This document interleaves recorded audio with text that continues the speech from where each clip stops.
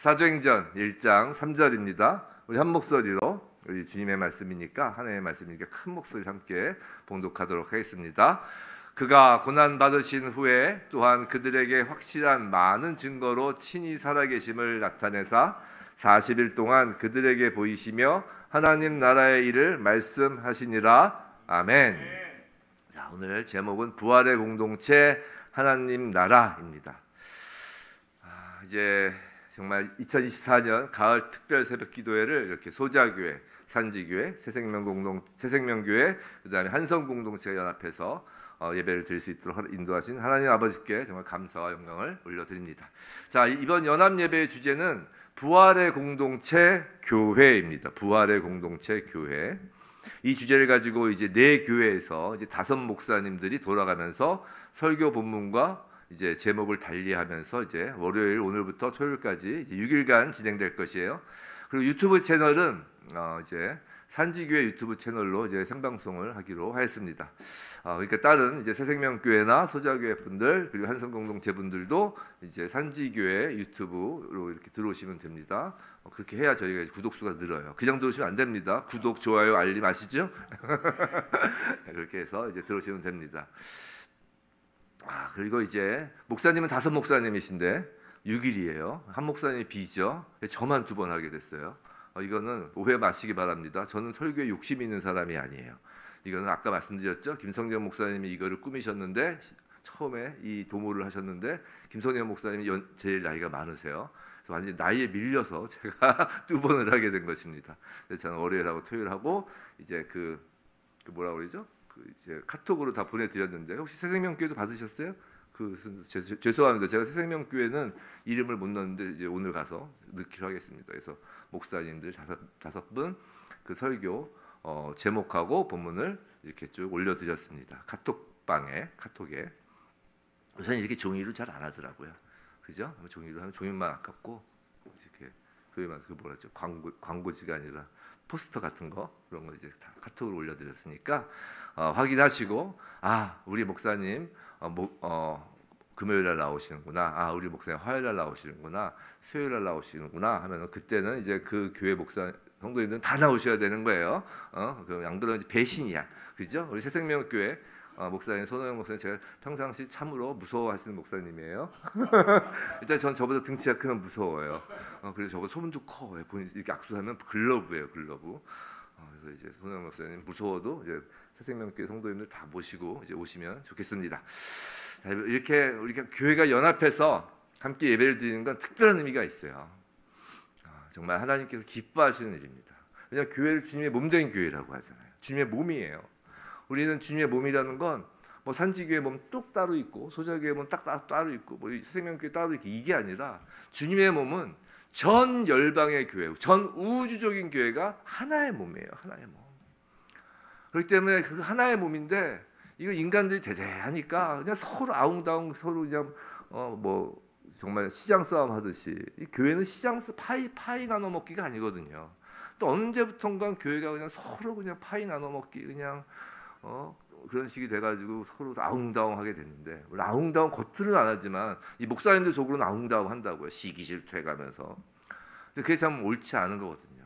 교회는 내 교회 너 교회가 아니라 우리 교회예요. 다 우리 교회. 제가 한번 말씀드렸죠. 우리 교회라고 이름 지은 모 교회는 참 이름을 정말 잘 지었다. 그거는 절대 그 교회 혼자 쓰면 안 된다. 그래서 이거 다 뺏어야 된다. 그 교회 이름 다 우리 교회다. 우리 교회 사실.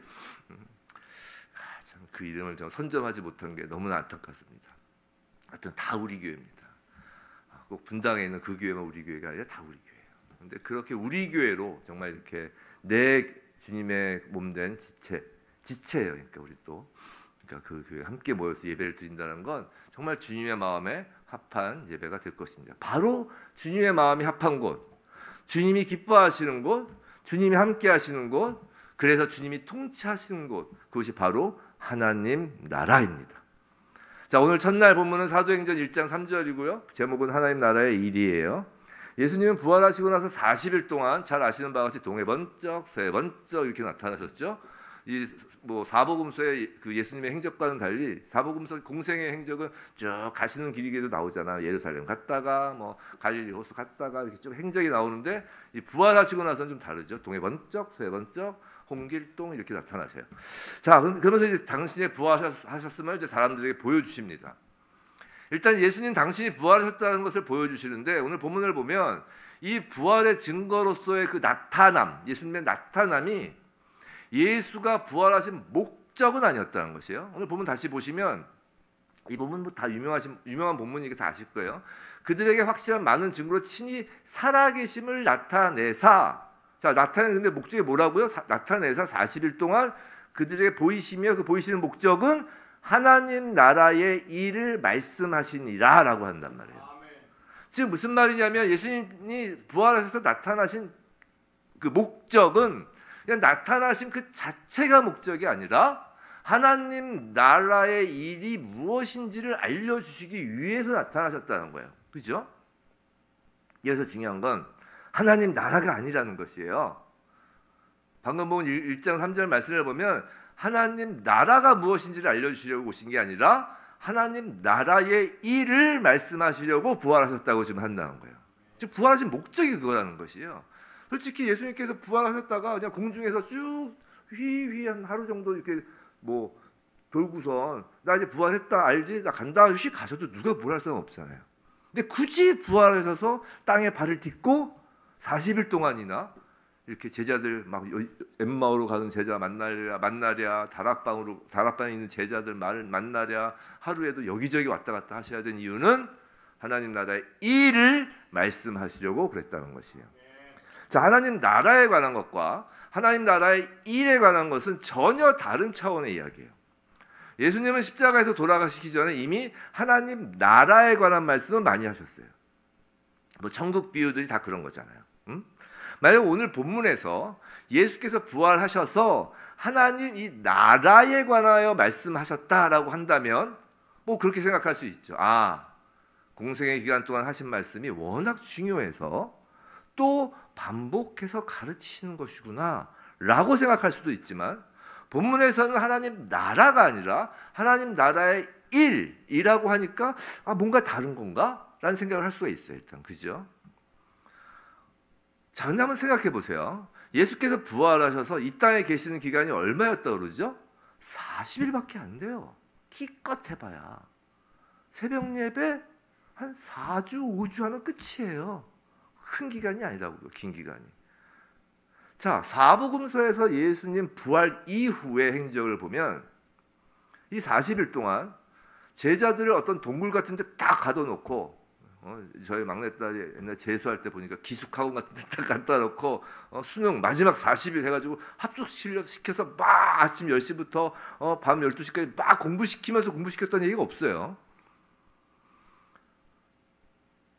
즉 무슨 말이냐면 이 40일은 그렇게 긴 기간이 아니고 그렇게 모아놓고 합숙 훈련을 시키면서 가르칠 만한 그런 내용도 아니라는 것이에요. 즉 예전에 3년 동안 가르치셨던 가르침을 또 반복할 시간적 여유도 없으셨다는 것이에요. 반복할 이유도 없어요. 그리고 왜냐하면 나중에 성령님이 오시면 성령께서 제자들에게 뭘 할 거라고 예수님이 말씀하셨어요. 그렇죠. 예수님이 하신 일, 예수님이 말하신 일, 그것을 다 생각나게 할 거라고 했잖아요. 성령님은. 즉 굳이 성령이 이제 오시면 하실 일을 지금 부활하신 예수가 바빠 죽겠는데 그것을 이전에 공생애 때 했던 그 하나님 나라에 관한 설명을 다시 하고 있으실 리는 없다라는 걸 지금 이렇게 해서 말씀을 드리는 거예요. 그러니까 무슨 말씀이냐면 일단 하나님 나라의 일이라는 건 예수가 부활하시기 전에 가르치시는 것과는 차별이 되는 것이라는 것이에요. 그죠? 그러니까 부활하시고 나서야 가르치신 거라는 거예요. 무슨 말이냐면 예수가 부활하고 난 후 그리고 그 예수의 부활을 보지 않고는 이해할 수 없는 사람들이 이해할 수 없는 가르침이 바로 하나님 나라의 일이라는 것이에요. 그렇다면 하나님의 나라의 일이 무엇인지를 알기 위해서는 실제로 예수님이 부활하시고 난 후에 행적과 가르침이 무엇인지를 알면 된다는 것이에요. 예수님의 그 행적과 가르침, 이것은 성령님이 오시면 다시 기억나게 할 일인데, 예수님이 부활하시지 않으면 예수님이 부활하시기 전, 즉 십자가까지의 예수님의 행적과 가르침만 성령님이 가르치실 거 아니에요. 오셔가지고 성령님은 절대 예수님이 하신 일, 그 바운더리를 벗어나지 않으시는 분이라고요. 왜냐하면 예수님은 아버지가 하신 일을 다 보고 아버지가 하라는 것만 했다고 그랬잖아요. 즉 아버지 안에서 예수님은 일을 하셨단 말이에요. 성령님은 그 예수님이 하신 일과 예수님의 가르침 안에서 일을 하시는 거예요. 그렇게 해서 이제 삼위 하나님이 이렇게 쫙 겹치는 거란 말이에요. 그러면 예수님이 부활하시기 전까지의 행적과 가르침을 성령님이 이제 기억나게 하면, 중요한 건 예수님이 부활한 이후의 가르침과 행적도 성령님이 나중에 오셔서 기억나게 해야 되는데, 예수님이 이게 부활하신 후에 아무것도 안 하시고 휙 가버리시면, 나타내고만 훅 가버리시면 성령님이 할 일이 없는 거예요. 예수님 부활에 대해서 말할 게 그냥 예수님 부활 끝, 이걸로 끝나는 거예요. 성령님의 가르침이. 이 하나님 나라의 일이 그래서 중요하다는 거예요.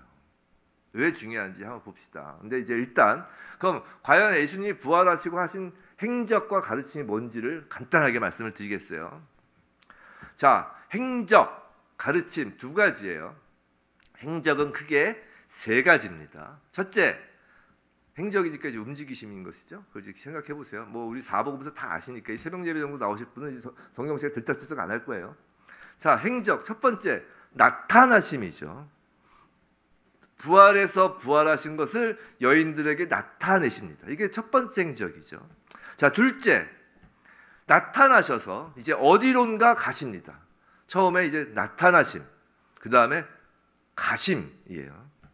근데 이 가심에는 사복음서에 의하면 예수님이 부활한 이후에 가신 곳을 크게 세 군데를 우리가 알 수 있어요. 첫 번째는 엠마오로 가는 제자들에게 가시고, 둘째는 제자들이 옹기종기 모여있는 다락방에 가시고, 세 번째는 어디로 가시죠? 갈릴리 바다로 가요. 그죠? 이게 복음서에 나오는 예수님의 가심의 장소의 세 군데예요. 자, 세 번째 행적. 세 번째 행적은 승천하십니다. 심플하죠? 나타나시고 가시고 올라가세요. 이건 기억하기 쉬울 거예요. 이게 예수님의 행적 세 가지예요. 부활하시고. 자, 그럼 가르침은 무엇일까? 가르침은 이 행적 세 가지가 기억나셨으면 이제 행적과 연관을 지어서 우리가 기억하면 이제 편합니다. 첫째, 무덤에서 나타나셨다고 했죠. 나타나셔서 여인들에게 첫 말씀이 뭐예요? 두려워하지 말라. 두려워하지 말고 기뻐해라. 이거 기쁜 일이야. 이게 기본적으로 첫 번째 가르침이에요. 예수의 부활을 본 여인들은 두려워했어요. 부활을 생각하지도 못하고 경험하지도 못한 사람에게 사실 부활의 첫 경험은 두려운 것일 수 있어요. 우리도 살다가 뭔가 처음 겪어야 하는 일이 있으면 두려운 마음이 있잖아요. 콩닥콩닥콩닥. 남자들 군대 갈 때 처음 생각해 보세요. 입대하기 딱 그 전날이나 그 당일날 두렵잖아요. 경험 안 해본 거니까. 오늘 제 딸이 태어나서 처음으로 직장에 출근하는 날입니다. 첫 출근 날. 얼마나 콩닥콩닥 하겠어요. 우리 뭐 어르신들은 뭐 다 아이고 별거 아니야 얘기하지만 그 옛날 그 첫 번째 출근했을 때 생각해 보세요. 콩닥콩닥 하지. 한편으로는 소풍 갈 때처럼 기분이 살랑살랑 하다가도 또 한편으로는 야, 이거 첫 조직 생활을 하는데 잘할 수 있을까? 콩닥콩닥 하지. 다 두려운 마음이 있어요. 처음은 다 두려운 거예요. 하지만 예수의 부활은 두려워할 일이 아니다라는 것이죠. 첫 직장 생활은 두려워할 일이 아니에요. 뭐라고 그러죠? 기뻐하라는 거예요. 즐겨라라고. 뭐 저한테 조언을 구한다면 기뻐해라, 즐겨라라는 거 아니에요. 예수의 부활은 누구나에게 첫 경험이에요. 우리 모두에게 첫 경험입니다. 예수의 부활의 몸을 보면 두려워할 일이 아니라 날마다 기뻐할 일이다라는 거예요. 근데 손흥민 무섭다니까요, 제가. 감사합니다. 자, 둘째 가르침은 엠마오로 가는 제자들은 낙심에 빠져 있어요. 자, 낙심에 빠져서 갔잖아요. 하지만 예수님께서 나타나셔서, 그러니까 가셔서 직접 찾아가셔서 성경 말씀을 이제 풀어주시면서 그 낙심된 제자들의 가슴, 낙심하면 보통 우리의 가슴이 어떻게 돼요? 냉랭해집니다. 낙심한 사람들의 그 가슴의 특징이, 마음의 특징은 퍽퍽해요. 그냥 퍽퍽합니다. 그렇잖아요. 우리 낙심 해보셨잖아요. 뭐 다 안 해보신 것처럼 이렇게 있지만 다 낙심 해보셨을 거라고. 낙심하면 어때요? 막 가슴이 막 따끈따끈하고 그래요? 아니죠. 찬바람이 휑 불죠. 이 차가워진 가슴을 말씀을 풀어주심으로써 어떻게 됐다고 그래요? 뜨거워졌다고 그러죠. 자, 예수님의 이제 세 번째, 이거 가는 것에 대하여 첫 번째 나타나시면 나타나는 거에서는 이제 두 번째, 전체에서는 세 번째 가르침이 이제 다락방에서 세상이 주는 온갖 두려움에 떨고 있던 제자들에게 가시죠. 그 이제 가는 것에 이제 두 번째예요. 두 번째 장소. 온갖 두려움에 떨고 있잖아요. 그래서 방문 콕 다 잠그고 있었잖아요. 그 다락방 문이 닫혔다는 건 잠갔다는 것이라고 제가 말씀드린 적 있어요. 거기 가서 뭐라고 그러세요? 첫 말씀이 평안하라. 샬롬 한다고. 샬롬. 저는 샬롬이란 말이 참 좋아요. 평안하라. 그럼 뭔가 좀 자꾸만 우리의 그 눕고 싶잖아요. 일단 평안하라 그러면 일단 누워야지 이런 생각이 드는데 이 평안은 눕는 게 아니잖아요. 아시다시피. 그 온전함. 그 마치 우리가 태어나기 전에 엄마의 뱃속에서 나오기 전에 그 자궁 안에 있는 그런 느낌이 아니에요. 그런 느낌. 평안하라 하십니다. 자, 예수님의 부활은 그 세상 환경과 조건, 제자들이 왜 다락방에 콩콩 숨어 있었어요? 죽을까봐. 유대인들이 자기를 잡아 죽일까봐 그런 거 아니에요. 우리가 왜 세상에서 두려워요? 누군가가 잡혀 죽일까봐, 먹힐까봐 두려운 거잖아요. 그 세상 환경과 조건에 따라 두려울 수 있는 제자들에게, 우리들에게 늘 평강을 주시는 거예요. 샬롬을 주시는 거예요. 네 번째, 이제 어디를 가시죠? 가는 것의 세 번째, 예수님은 이제 갈릴리 바다로 가셨다고 그랬어요.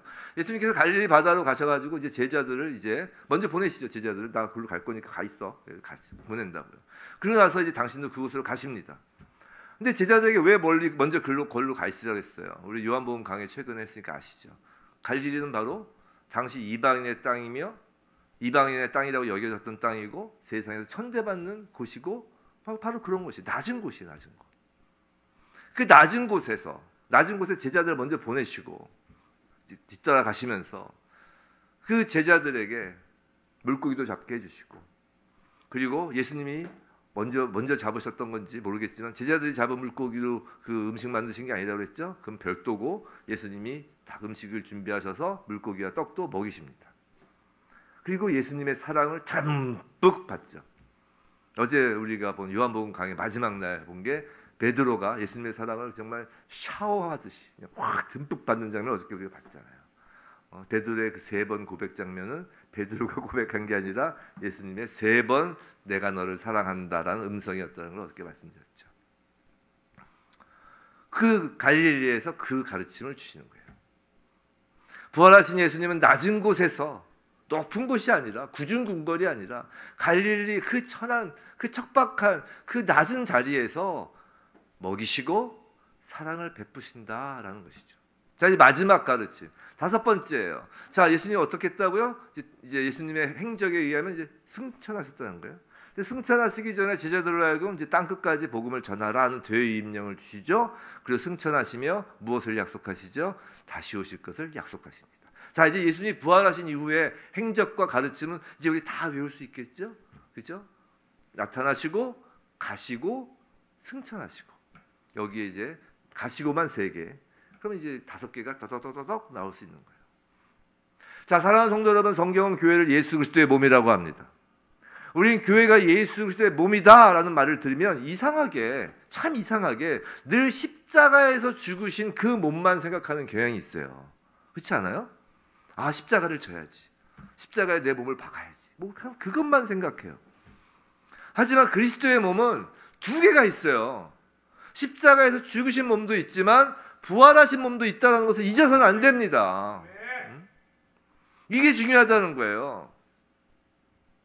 교회는 예수 그리스도의 몸이기 때문에 십자가를 지신 예수 그리스도의 몸으로서의 일도 나타나야 해요. 그것은 죽는 일이에요. 우리는 날마다 죽고 날마다 새 몸으로 사는 거예요. 그래서 바울이 그러잖아요. 내가 날마다 죽노라 그러잖아요. 그럼 날마다 죽어서 어떻게 하겠다고요? 날마다 부활의 몸으로 사는 거예요. 그래서 날마다 죽어야 날마다 부활의 몸으로 사는 거예요. 그럼 우리가 사는 건 뭐예요? 부활의 몸으로 사는 거예요. 여러분들이 이 땅에서 사는 건 죽은 자로 사는 것이 아니라 산자로 산다고 하잖아요. 산자로 살려면 매일 죽어야 된다는 것이에요. 그래서 우리는 예수의 몸 2개를 항상 기억해야 돼요. 내가 죽어야 되는구나. 죽은 십자가에서 죽은 예수의 몸 첫 번째와 무덤에서 사흘 만에 부활한 예수의 몸 두 번째 몸, 이 두 개의 몸을 기억해야 되는데 우리 이상하게 첫 번째 몸만 기억하면 맨날 죽고자만 한단 말이죠. 죽었으면 이제 살아야죠. 이제 교회는 죽은 자들의 모임이 아니라 산 자들의 모임이란 말이에요. 죽이시는 건 내가 못 죽어요. 하나님이 죽이시죠. 우리를 죽이시는 건 하나님이 죽이시는 거예요. 내가 죽으려고 그러면 이제 그건 이제 가룟 유다가 되는 거예요. 하나님이 죽이시는 거예요. 우리의 그 부패한 육신은 예수 그리스도께서 십자가에 못 박혔나니라고 그러잖아요. 수동태란 말이에요. 신적 수동태예요. 하나님께서 우리를 십자가에 못 박으신다는 거예요. 그러면 이제 하나님께서 우리를 부활의 몸으로 입혀주시잖아요. 어디서? 이 땅에서. 어떻게 해요? 교회가 주님의 몸이니까. 이해가 되셨죠? 우리가 이 땅에서 부활의 능력을 산다, 부활의 몸으로 산다라는 건 너무나 당연해. 교회가 주님의 몸이라면서. 그럼 안 그러면 주님의 몸이라고 이야기를 하면 안 돼요. 그냥 주님의 죽은 몸 이렇게 이야기를 하는 거예요. 자, 부활하신 몸, 그 부활하신 몸이기 때문에 뭐가 나타나야 돼요? 하나님 나라의 일이 나타나야 된다는 거예요. 교회에서는. 이제 이해가 되셨죠? 자, 근데 그 여기서의 하나님 나라의 일은 우리가 잘못 생각한 게 있는 게 늘 우리 일 하면 워크를 생각해요. 워크를. 근데 원어는 여기서 워크가 아니에요. 하나님 나라의 일, 이건 thing이에요. 죄송합니다. 저 정말 영어 발음 못해요. 그러니까 이해하고 들으세요. thing이에요. T-H-I-N-G. 복수형이고 T-H-I-N-G-S. things예요. works가 아니란 말이에요. 우리가 일하는 게 아니에요. 성도 여러분, 성경은 기본적으로 우리에게, 사람에게 work를 요구하지 않아요. 오늘 영어 많이 쓸 거예요. 근데 단어는 딱 두 개만 쓸 거예요. work와 thing. work를 요구하지 않아요, 성경은. 성경에서 사람에게 중요하게 여기는 건 뭐라고요? thing이에요, thing. 이게 무슨 말이냐면 하나님이 인간에게 원하시는 것은 기본적으로 일시키는 것이 아니라 어떤 일로 인하여, 어떤 워크로 인하여 발생한 어떠어떠한 결과들, 어떠어떠한 thing들에 그 사람이 속하게 되는 것을 원하신다고요. 우리가 일하는 게 아니라 그 일의 결과물들에 우리가 속하는 걸 원하는 거예요. 한번 생각해 보세요. 일은, 워크는 언제나 하나님 몫이에요. 그걸 우리 잊으시면 안 돼요. 제발 일한다고 나서시지 않았으면 좋겠어요. 우리는 일하려고 나서는 게 아니라 속하려고 나서는 거예요. 하나님 나라에서 일하시는 분은 기본적으로 하나님이세요. 씨 뿌리는 분도 하나님이시고, 우리 씨 뿌리는 비유 알잖아요. 너희들 나가서 씨 뿌려라 안 하셨단 말이에요. 알곡과 가라지를 구별해서 가라지를 버리는 일도 누가 해요? 하나님이 하신단 말이에요. 아예 그건 사람이 손도 못 대게 하신단 말이에요. 하나님 나라의 워크는 손도 못 대게 하세요. 왜냐하면 사람이 손을 대면 다 망가지기 때문이에요. 이것들이. 하나님 나라의 일은, 그 워크는 우리는 능력이 안 돼요. 기본적으로. 그건 하나님이 하시는 거예요. 그러니까 제발 하나님의 일을 한다고 말하지 않았으면 좋겠어요. 우리는 하나님의 일을 하는 게 아니라 하나님 나라에 속하는 거예요. 지금 예배 드리는 것, 이것은 하나님 나라의 일을 하는 게 아니에요. 하나님 나라에 속해져 있는 거예요. 목사인 저도 마찬가지예요. 인간에게 중요한 것은 씨 뿌리는 비유에서 내가 좋은 밭에 속하는 것이 중요한 것이고, 알곡과 가라지 비유에서 내가 가라지가 아니라 알곡에 속하는 것이 중요하다는 것이에요. 그렇잖아요. 생각해 보세요. 가장 중요한 그 구원이란 것도 사람이 뭔가 워크를 해서 얻는 것이 그래서 아닌 거예요. 이게 너무나 논리 정연한 거예요. 이건 뭐 행위 구원, 난 그런 교리를 왜 만들었는지 몰라. 보세요. 하나님 나라 비유에서 사람이 일하는 게 뭐가 있어요? 다 하나님이 일하시지. 구원도 이렇게 마찬가지인 거예요. 하나님 나라가 구원 아니에요. 그러니까 뭔가 워크를 해서 얻는 게 아니란 말이에요. 구원은.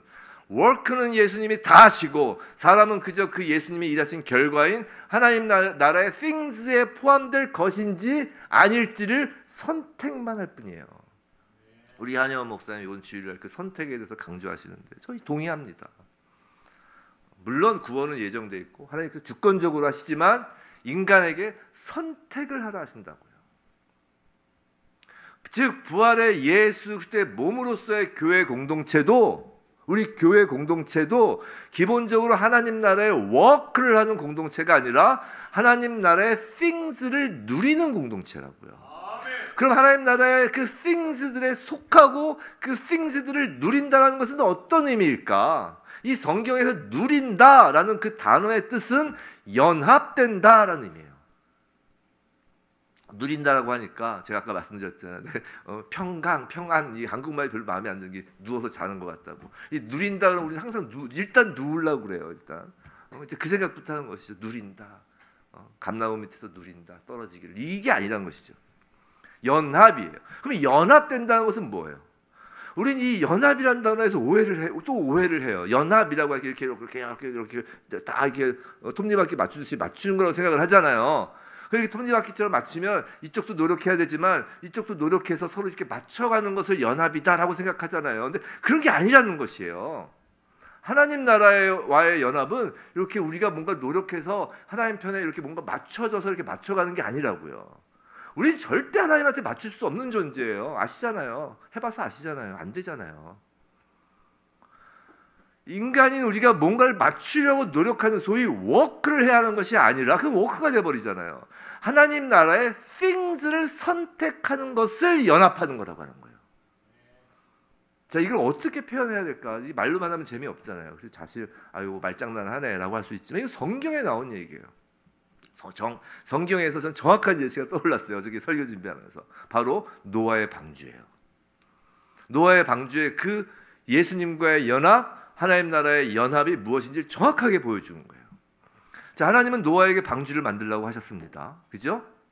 가끔 우리는 이 대목에서 그 어떤 뭐 이상한 외국 영화 때문에 그런 걸 수도 있지만 노아의 아들과 며느리들이 다 같이 나무를 지고 망치질도 하면서 노아 방주를 만드는 일에 당연히 참여하였을 것이라고 우리는 그냥 막연히 생각한 거예요. 왜냐면 영화에서 그렇게 보여줬으니까. 근데 성경 어디에도 그런 말이 없어요. 성경에서 그 아들이 방주 짓는데 망치 들고 뒤에 쫓아다녔던 구조 있으면 찾아보세요. 며느리가 뭐 시아버지가 노아의 방주 짓고 있는데 뭐 새참이라도 차려줬다는 그 구조 있으면 찾아보세요. 없어요. 오히려 창세기 6장 14절에서 하나님은 노아에게 뭐라고 하시냐면 너는 너를 위하여 방주를 만들라라고 하신다고요. 너는 너희를 위하여도 아니에요.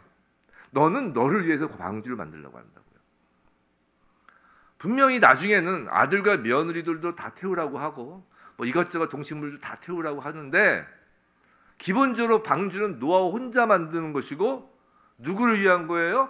노아를 위한 거예요. 그럼 나머지는요? 곁다리예요, 곁다리. 곁다리로 방주에 태워진 거라고요. 구약에서 노아는 누구를 상징하나요? 어려워요? 다윗은 누구를 상징해요? 솔로몬. 예수. 솔로몬은 누구를 상징해요? 예수.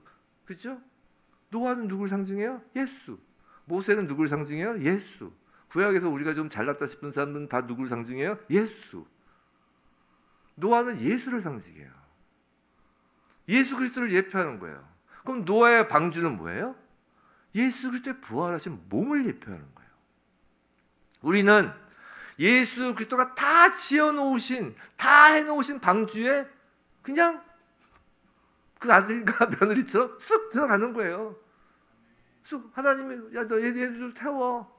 그러니까 왜 태우라고 그래요? 노아 혼자 있으면 나중에 노아가 후손을 못 보잖아요. 이유는 단 하나예요. 노아의 후손들을 태워야, 아들 며느리들을 태워야 그 가문을 계속 이어갈 거 아니에요.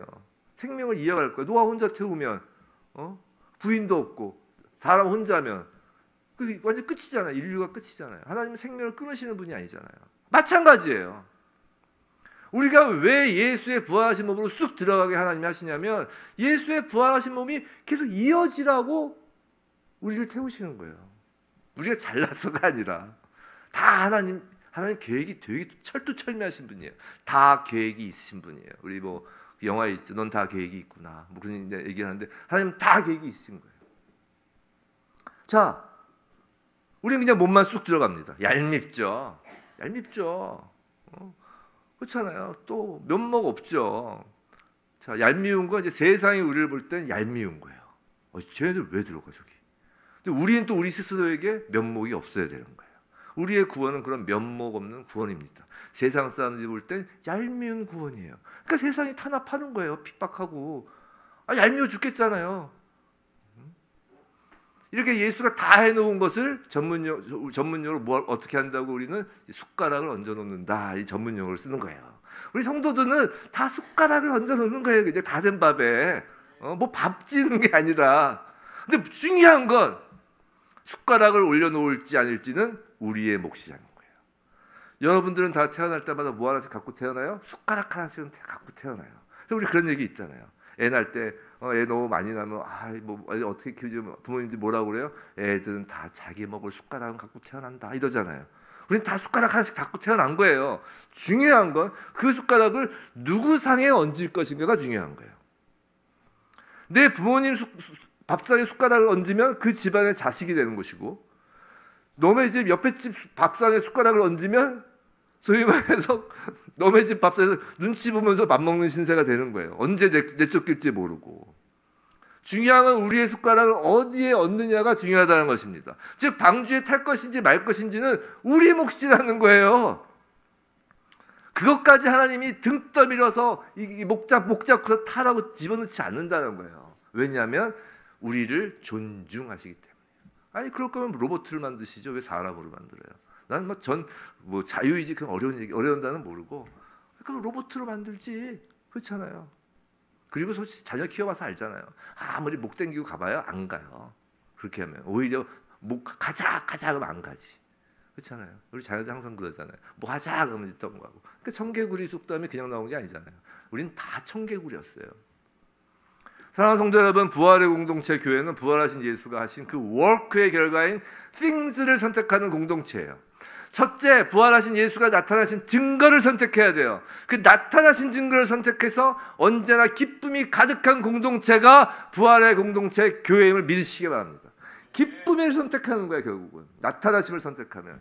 둘째, 부활하신 예수가 가신 곳을 선택하는 공동체예요. 그래서 낙심의 그 차가운 가슴이 아니라 뜨거운 가슴을 소유하게 된 공동체가 바로 부활의 공동체, 우리가 선택한 교회인 것입니다. 또 두려움이 아닌 평강을 누리는 공동체인 것이에요. 그리고 높은 곳이 아니라 낮은 곳에서 예수님의 물고기와 떡을 먹고 사랑을 받는 공동체라고요. 높은 곳에 가면 너네 집 가서 너네 집 밥상에 숟가락 얹는 거예요. 그러면 하나님의 자녀가 높은 곳, 구중궁궐, 속된 말로 세상에서 잘 나가고 명예 있고 뭐 돈 많이 벌고 세상 사람들한테 인정받는 자리에 가고 싶잖아요. 너네 집 밥상에 숟가락 얹는 거하고 똑같다는 거예요. 기본적으로 교회, 성도라 하면 낮은 곳 갈릴리 바다에 가서 숟가락 얹어놓고 예수님의 물고기와 떡 구워주신 거기 그 숯불 앞에 숟가락을 딱 얹어놓고 짝짝짝짝 빨면서 언제 돼요? 이게 예수님 그 하나님 나라의 자녀라는 것이에요. 멋지잖아요. 그 높은 곳 가서 너네 밥상 눈치 살살 보는 게 뭐가 멋있어요, 그게. 낮은 곳 가서 예수님 계신 곳 가서 우리 집 가가지고 우리 부모들한테 밥 해달라고 할 때 뭐라고 그래요? 밥 좀 해주세요. 밥 좀 해주세요. 이렇게 눈치 보면서 밥 해달라고 안 하잖아요. 자녀들 방문 빵 이러고 들어가서 밥 쫙 그러잖아요. 그렇게 우리를 초청하신 게 하나님이시단 말이에요. 그게 교회인 것이에요. 세상에서는 우리 세상 나가면 눈칫밥 먹게 돼 있어요. 그래서 성도 여러분, 그래서 교회에 오면은 그렇다고 문을 쾅 차지 마시고 그래서 밥 줘! 그러면서 오는 거예요. 하나님한테. 우린 그렇게 하나님과 함께하는 하나님 나라인 거예요. 마지막으로 이제 예수님의 행적 뭐였죠? 승천이에요.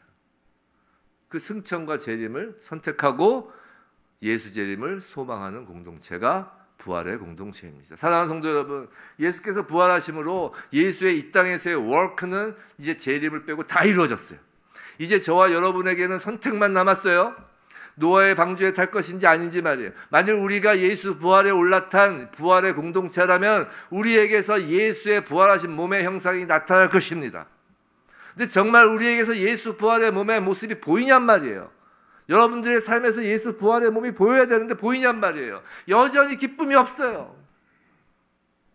여전히 낙심해요. 여전히 두려워하고 평안이 없어요. 높은 곳만 추구해요. 솔직히 저희는 특세 때 자녀 대학 가게 되는 특세는 안 해요. 그 별 의미 없어요. 제 자녀 좋은 대학 가서 좋은 뭐 세상에 유명하고 돈 많고 힘센 사람 만들면 뭐 어떤 자식을 만들겠다는 거예요. 눈치 보는 자식을 만들겠다는 거예요. 세상 속에 가서 그냥 자기 하는 역량껏 하면 되는 거예요. 그냥 하나의 분량껏 억지로 막 남의 끌어내려서 올라가는 게 아니에요. 경쟁하는 사람이 아니에요. 우리는